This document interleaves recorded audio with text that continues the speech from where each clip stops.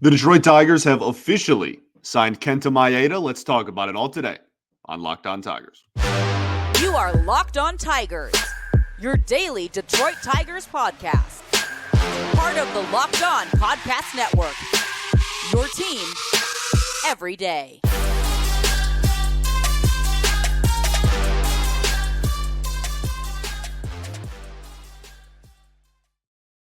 What is up, everybody? Welcome back to another edition of Locked On Tigers. I'm, of course, your host, Scott Bentley. Today is Monday, November 27th, 2023. Thank you so much for making Locked On Tigers your first listen every single day. We are free and available wherever you get your podcasts, including YouTube, part of the Locked On Podcast Network, your team every day.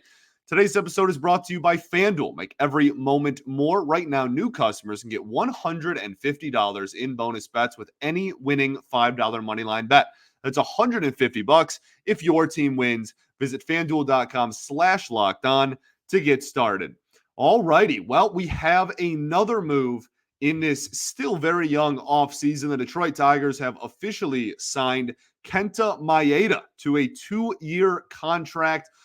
He pitched for the Minnesota Twins last season. We will talk very in depth about his repertoire, what type of pitcher he is, what he did last year, what he's done the last few years, really his career as a whole. We will talk about the impact that this could potentially have on really the entire organization. This is something that Scott Harris made pretty clear pretty early on, was that he wanted to be a much bigger player in the Japanese player market. Now, Kenta Maeda has been pitching in Major League Baseball for 7 years now. So he's not, like straight coming from the NPB straight to the Detroit Tigers. However, this is still something that a lot of people, I think, are rightfully pointing to as an attempt to try to get the Tigers to be bigger players in the very, very talented Japanese player market, and especially in an offseason like this one where you have several really good players coming from there. I think that it makes a lot of sense. Really, I mean, it's only his second offseason. I think he just wanted to kind of get the ball rolling in general on it. But I do think that there's some conversations at least to be had. We'll talk about the magnitude of the effect of signing a soon to be 36-year-old Kenta Maeda, and if that's really like this massive game changer or whatnot in that market. But I do think that it's something to have a conversation about, so we will do that. And then we'll talk about just what the 2024 rotation looks like as a whole now for your Detroit Tigers and the overall reaction to the signing, and then talk a little bit about what could happen down the road. Now that Kenta Maeda is here, does that mean a change of opinion in some other people in the rotation? Okay, talk about kind of the plan for the rest of the offseason as well. But Kenta Maeda, the newest member of the Detroit Tigers, he's such a professional pitcher, man. He's really been a joy to watch wherever he's been, Minnesota, LA. He has really been he is such a professional pitcher. That is really how I describe him. And we did a little bit of a breakdown on him. What was that, probably 2 weeks ago now already? We kind of talked about some pitchers that the Tigers may be interested in. And Maeda was someone that Evan Petzold of the Freep, to give a shout out, has been all over this coverage of the Tigers' interest in Maeda for weeks now. To see it come to fruition is very cool for him, and kind of gave the fan base a little bit of a head start. So shout out to Evan for doing a fantastic job, as he always does. So yeah, this is a 35-year-old, like I said. This time next year will be 36-year-old Kenta Maeda. He is a right-handed pitcher. This past season, he had a 4.23 ERA in 21 appearances. 20 of those 21 were starts. He threw 104 and a third innings pitched. He had a 6-8 win-loss record, 117 strikeouts, a 1.17 WHIP. We'll get into a little bit more of the analytical numbers here in a second. And yeah, you signed him to a 2-year, $24 million deal. First and foremost, just initial reaction to the value. I love it. It's fantastic value. I also love the 2-year thing. And the reason that that I just love giving out 2-year deals in general. I would prefer now if you're talking like big money, it gets a little hairier and you can't quite do this to a T. You can't just do this with everybody. But I would pretty much, I don't want to say always. Again, it gets a little dicey. But I prefer 2-year deals over 1-year deals if you are confident in signing, which like I don't know why you would make a signing that you weren't confident in. I think that the flexibility of what you can do with a 2-year deal is far greater than only a 1-year deal. Now, some people would argue, and I don't necessarily disagree with this, that there's no, the old adage, there's no such thing as a bad 1-year deal. I understand that, and I understand that it's a little bit maybe more of a safer play, but the flexibility that comes with a 2-year deal is far greater. If you are at the trade deadline in year one of a 2-year deal and you are confident that you don't necessarily need said player for the next 2 years to remain competitive, or if you are a selling team just straight up, you get objectively, look at the history of baseball, significantly. It's not close. It's not like, oh, like maybe there's some wiggle room here. Maybe we can talk, there's some times where maybe a 1-year deal is better and the market doesn't play. No, 11 out of 10 times, a year and a half of a player gets you significantly more in a return than half a year. Now, I don't think that the Tigers are signing Kenta Maeda to a 2-year deal to trade him at the trade deadline in year one. I don't think that's the intention, but it does provide the flexibility of that possibility.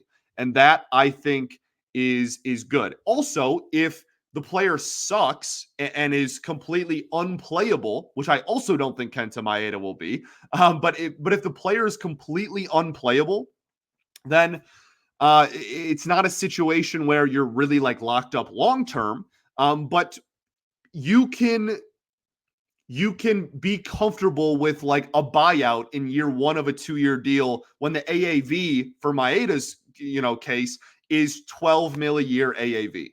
If he is just absolutely dreadful, he's got a 9 ERA, nothing's working, he's topping out at 86 miles an hour, then you can just count your losses. And yeah, obviously it's you don't want to count your losses ever, but you still have the flexibility to do so, and it's not too much harm to the organization, right? There's so much flexibility that comes with a 2-year deal. And then obviously the biggest form of flexibility is just you get the player for longer if he's good.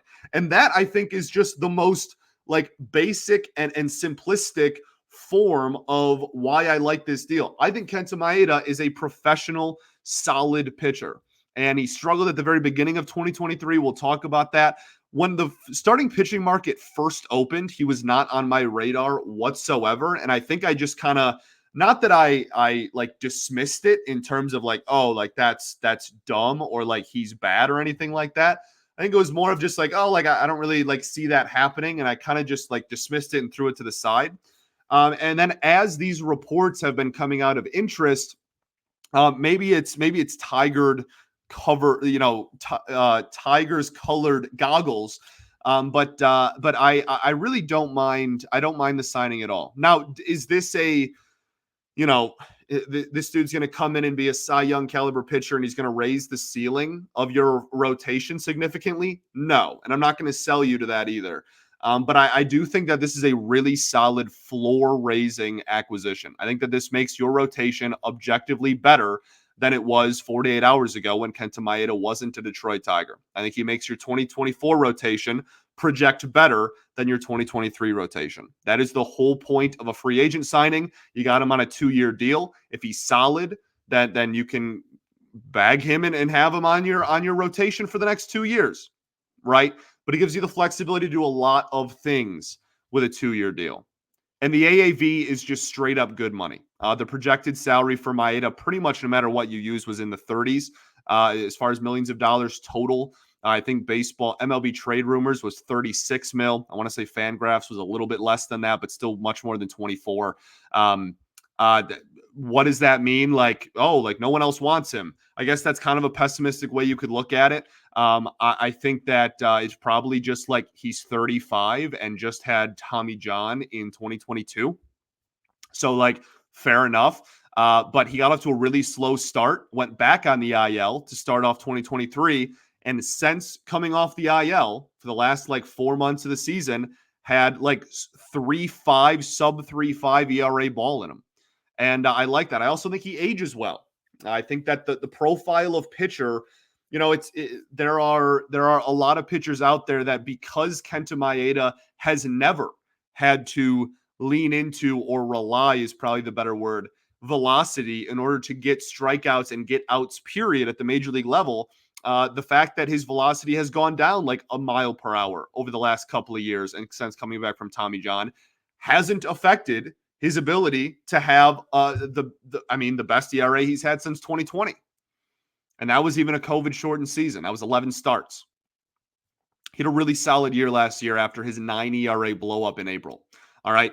Let's keep talking about it. We'll talk about just like the profile, the type of pitcher that he is. We kind of started that conversation there. And then obviously we'll talk about just the overall impact of this signing and what it means for the Tigers rotation, the Japanese pipeline that we've been talking about and that Harris has been talking about. We will talk about all of that and more right after I tell y'all about our friends over at FanDuel. You can score this NFL season with FanDuel, America's #1 sportsbook. We talk about FanDuel all the time, and right now, new customers can get $150 in bonus bets with any winning $5 moneyline bet. It's $150 if your team wins. If you've been thinking about joining FanDuel, there's no better time to get in on the action. The app is easy to use, so there's a wide range of betting options, including spreads, player props, over-unders, and so much more. So visit FanDuel.com/lockedon, and you can take a part in a lot of really fun player props. Honestly, at this time of year in the NFL season, really just football season in general, you're starting to hit a really, really important stride of the season. Obviously, the Lions have some really important football coming up, but a lot of teams do. And there's a lot of individual award races that are very close. There's no clear, blatant front runner for NFL MVPs. There's a lot of fun player props to get in that regard as well. So again, visit FanDuel.com/lockedon this NFL season. FanDuel, official partner of the NFL. All right, everybody, welcome back here. Segment 2 of Locked On Tigers. I appreciate y'all for tuning in, making us your first listen every single day. Shout out to the everydayers that do tune in every day. We will be back tomorrow. We're going to have a bullpen conversation at some point this week. We'll see what happens tomorrow. Just kind of we'll have the official team announcement from Kenta Maeda. We'll probably have a few more things in that regard. We have a minor league signing to talk about tomorrow as well. Not a big thing, but worth bringing up. So we got a few more stuff to talk about as well. We'll have that bullpen conversation when news dies down a little bit, probably at some point this week. But yeah, we're going to keep the news circuit revolving here as we go along. And the Tigers making another move, bringing in right-handed pitcher Kenta Maeda. So when it comes to Maeda and just the type of pitcher that he is, like we talked about a little bit there, not an overpowering velo guy, but never has been and continues to get swing and miss and strikeout stuff. Fastball is only going to top out at about 91, maybe top out at like 92, probably sit 91. Has a changeup, a slider, and a curveball as well. I mean, these underlying numbers this last year were pretty fantastic outside of one like glaring weakness that he had, and we'll talk about that here in a second as well. But with a 4.23 ERA, his expected ERA was 3.77. A lot of the projective stats say that he should have been even better than he was. And that also has to do with, again, the fact that his ERA ballooned in April, right? He had a 9 ERA in 4 starts in April and then went on the IL, then came off the IL, 1.8 ERA in just 2 starts in June, 2.93 ERA in a full July, 5.04 in August, and then 2.81 in September. So that post All-Star ERA was 3.79, and his post IL ERA was closer to around 3.5, 3.6. So fantastic once he came back from the injury that really kind of bit him in the leg there earlier in the season. But yeah, I mean, this is a 76th percentile in chase rate type of pitcher while also remaining in the 78th percentile in walk rate. He had a 6.5% walk rate with a 27.3% K rate. Both of those are better than 25% better than league average. 77th percentile, 78th percentile in K rate and walk rate, respectively. 66th percentile in whiff rate. Still gets a lot of swings and misses. And like, look, like this again, like no high velocity stuff here. But like that splitter is nasty and like always has been and always will be. He's gonna throw a lot of fastballs as well. Like this is a guy that threw 27.5% four seam fastballs, again averaging 91 miles an hour. Has a sinker as well, kind of a little bit of a tailing pitch to it that he really only exclusively throws to righties, doesn't really throw the sinker to too many lefties. But he'll throw the splitter to anybody. And last season, right, again, throws it just the same to righties and lefties. It was his most thrown pitch last year at 32%. Had a 182 batting average against and a 263 slug against. That is absolutely freaking phenomenal. 35% whiff rate on his splitter. Again, he is 35 years old, coming off of Tommy John. And his best pitch, he threw the most. That lines up with the Chris Fetter philosophy perfectly. Chris Fetter immediately came in and went, none of this pitching backwards nonsense. No, it's a lot more complicated than that, obviously. I'm not trying to oversimplify the work that Fetter has done. Obviously, I think he's one of the best pitching coaches in the game of baseball. But like, you are going to throw your best pitches the most because they are your best pitches. And the fact that Maeda did that in 2023, at least, is great. The highest usage rate was his splitter, which again, great numbers. His slider as well, 237 batting average against. Gave up a lot of extra base hits with the slider, which is something that they will take a look at, but really good whiff rate numbers in there as well. Not afraid to throw the fastball, even though it's not too fast of a pitch, but it's a great setup pitch. Has been a consistent, like hit pretty decently, not going to get a ton of swings and misses with it, but like a 25% whiff rate for a four seam fastball that tops out at 91 is like kind of impressive. Like, again, I'm not trying to oversell anything here. I think he's going to be a middle of the rotation arm for this team, 3 or 4 maybe guy on opening day.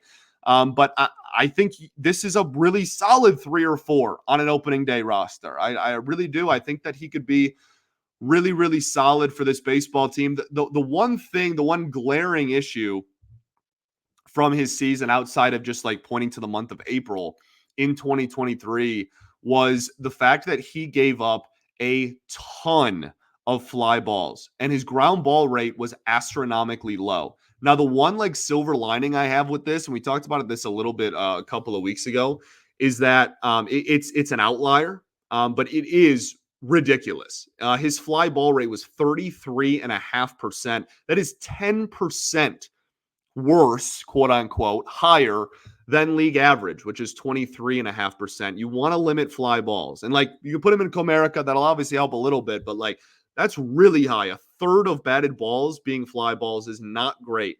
And then the ground ball rate was 33.5%. League average is 44.5%. That's 10% lower. You want to ground balls. That's not a bad thing. You want, strikeouts are king these days for Major League Baseball, but the more ground balls you can get on batted ball data, the better. And the fact of the matter is he was in the 9th percentile in ground ball rate. Bottom 10% of the league when it came to the amount of ground balls he gave up, which is obviously something that they're going to want to look at. Now, again, these are outliers. This dude's been pitching since 2016, and at no point has it ever even dipped below 40%, his ground ball rate, that is, and his fly ball rate has never been higher than 25% before this past season. So could just be really egregious outliers and could snap back to reality. Up there goes gravity. He could snap back to it a little bit. But we'll see. Something to keep an eye out there for sure. Look, man, like he had a 4.23 ERA. Like his career ERA is 3.92 across 7 seasons. This is not a guy that's going to come in and be like a Cy Young candidate. He's not going to be like, he shouldn't be your best pitcher. You have too much talent in this rotation for him to be like, one of your better arms But I think this is a fantastic floor raising move. Like I said at the beginning, this is a great guy you plug in as the fourth pitcher in your rotation. It's not some big splash. Everybody's still talking about, well, this isn't the big splash. This isn't the big splash. I understand. I'm not telling you it is. But I am telling you that entire off seasons are not just big splashes. There's a lot of other moves that have to go along with it. And if Mark Canha and Kenta Maeda are the only two moves we make, we will have that conversation in March about whether this was a failure or a successful offseason. But for right now, on November 28th, they're really good supplemental, like supporting cast type of moves that I think raise the floor of this baseball team. I think Kenta Maeda is a really professional pitcher. I have nothing but good things to say about him on the mound. Post injury last year, he was legit. He was really legit. As far as innings go, he has gotten hurt each of the last 3 years at some point. This year only threw 104 innings. 2021 only threw 106 innings. 2022 missed the entire season, and 2020 was the shortened COVID season. The last time that this dude eclipsed 150 innings was 2019. That's the only real gripe I have, is just that I need more innings. And we'll talk about the rotation here in a second. You have now some starting pitching depth at your disposal. We'll even talk about what to do going forward, and if this could even open the door for another move and then another move. We'll kind of talk about the domino effect that this move could have here in a second after the break. But I just want, I'm not even asking for 155, 170 at this point.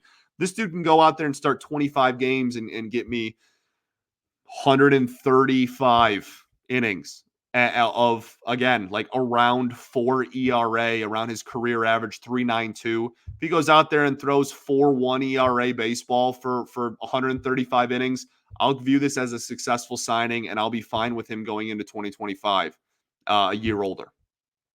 Okay, cool. Let's talk about just the impact that this is going to have on the Tigers in general. We're going to talk about the Japanese market. We'll talk about the 2024 rotation, what it looks like, some more moves that could come out of this, and some more moves that could come out of those moves. We'll talk about all of that right after this.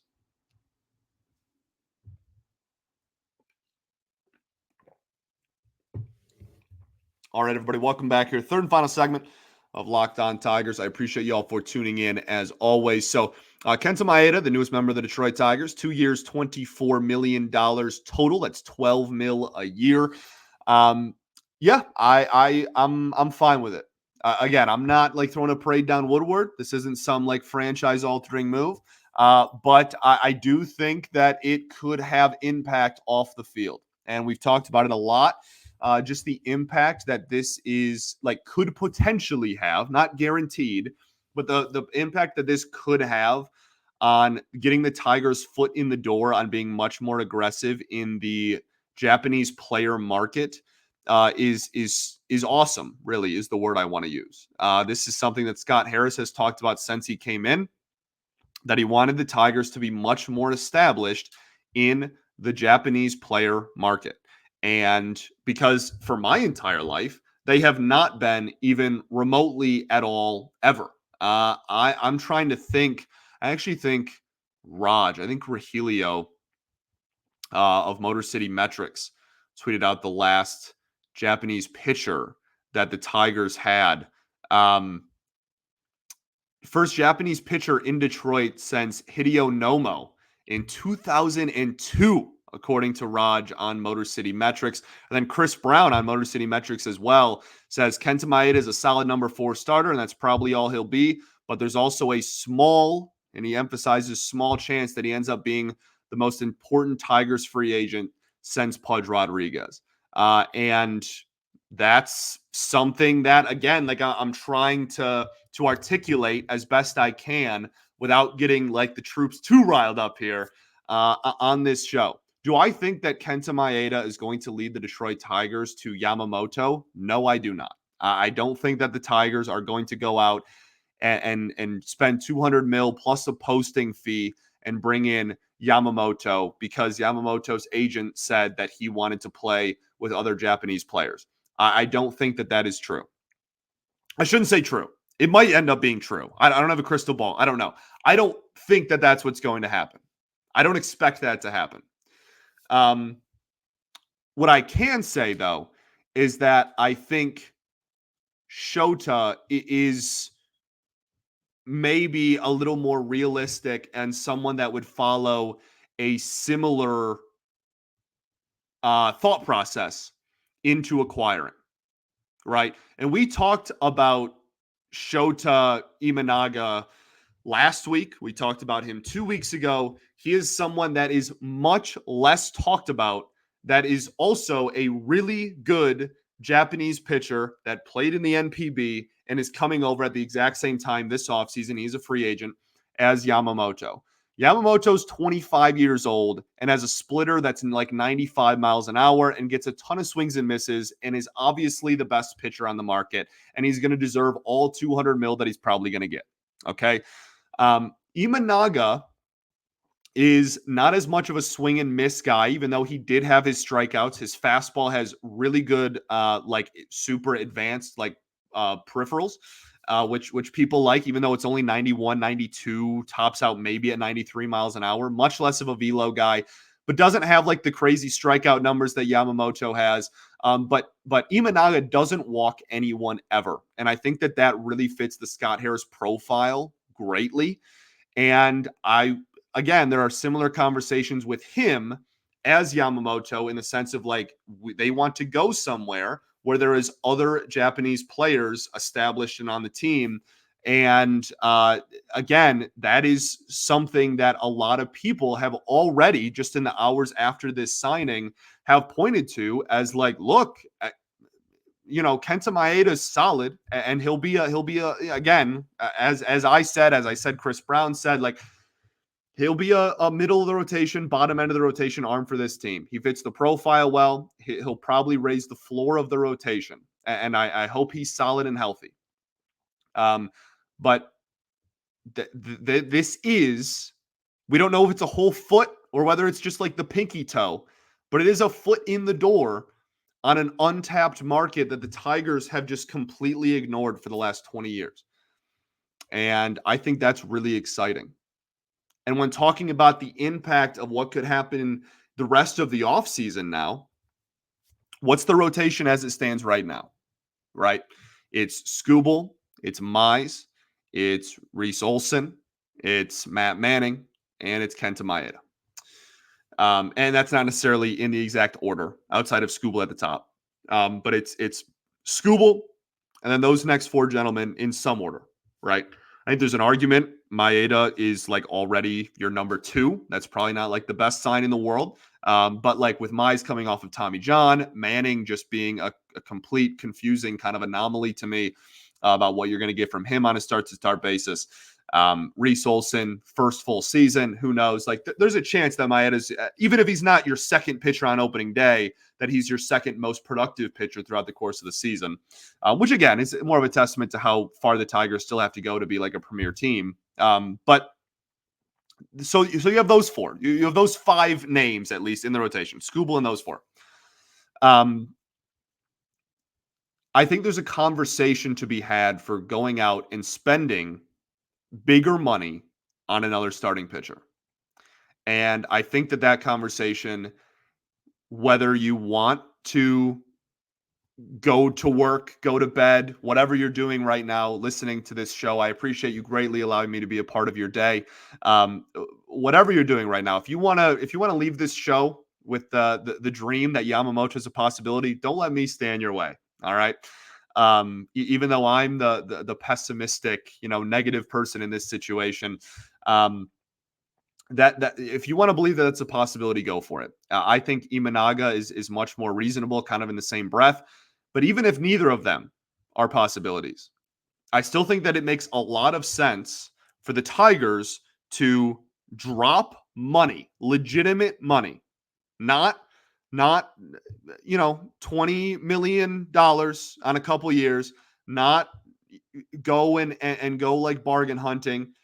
And again, I support this signing. I'm not trying to dog this signing specifically, but like go drop legitimate money on a legitimate talent. Then you're rolling in next season and you have Mize, you have Skubal, you have Maeda, you have whoever this imaginary person I'm dreaming in my head is, and then you have Reese Olson slash Matt Manning. That gives you a lot of flexibility. It gives you a lot of innings, which again, I cannot reiterate enough, you need because your rotation will not stay healthy. Again, Maeda has not eclipsed 150 in 4 years, and he's 35. Like there are Reese Olson has never pitched a full Major League Baseball season. Casey Mize is coming off of Tommy John. Tarek Skubal, best pitcher in baseball from July to the end of the season, has never pitched even close to a full year of Major League Baseball. We're going on year 3. All right. You don't have anyone who is guaranteed to even give you 150 innings next year. So you can just keep them all and go for it. Reese Olson can be in your bullpen until you need him to be, etc. Or you look and you go, oh, we have Wilmer Flores in the 40-man now. We have Sawyer Gibson-Long in the 40-man now. He'll start off in AAA. We can call him up when we need be. We have some depth. We're relatively confident we can piece together the innings here, even if we were to trade a starting pitcher. Wilmer Flores is someone that, again, Raj of Motor City Metrics has talked about trading several times. Matt Manning, who we've talked about trading on this show a plethora of times. I think that going out and dropping a legitimate bag on a starting pitcher, I'm totally cool if that's Imanaga. If it's neither of them, I still want you to do it. I think you are in a prime position now after this signing to hand this baton off to a significant starting pitching signing. And look, this team needs to score more runs, okay? But this is not a very good offensive free agency market. So how do you kill 2 birds with 1 stone, okay? Besides just having a great arm. You go out, you bring in another starting pitcher, you spend the money that you do have, you go and you get another starter, the situation unfolds how I just laid it out. You can then trade one of your young starting pitchers that still has value, some more than others, some pretty solid value. And that's how you bring in a bat. And you still have the innings, and you still have starting pitchers that are going to start the season in AAA or your bullpen that you're confident can start games at the Major League level. I love this move, not because I think Kenta Maeda is going to go out there and be a Cy Young vote receiver. I love this move because of the potential moves that follow it. I think you have set yourself up absolutely brilliantly. But that does require you to go out and do what I have just laid out. And obviously, there's not one road to victory and success here. Okay, I'm not saying if they don't do what I just said that I promise I'm not that egotistical. I don't think that just like my way or the highway, it's the only way to be successful here. But I love this idea personally. And I think that it's a fantastic pathway to getting your starting pitching even better, getting you more innings, and still having that starting pitching depth while being able to bring in a young controllable bat as well. And the fact that it is also in the Japanese market, and there are 2 prominent Japanese pitchers that are on the market. Like all of this is just it's exciting.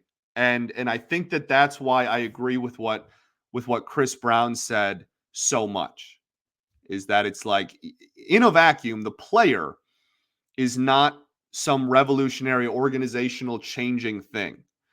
But the possibilities that now lie out there after signing him, I think could really help this team in the coming months.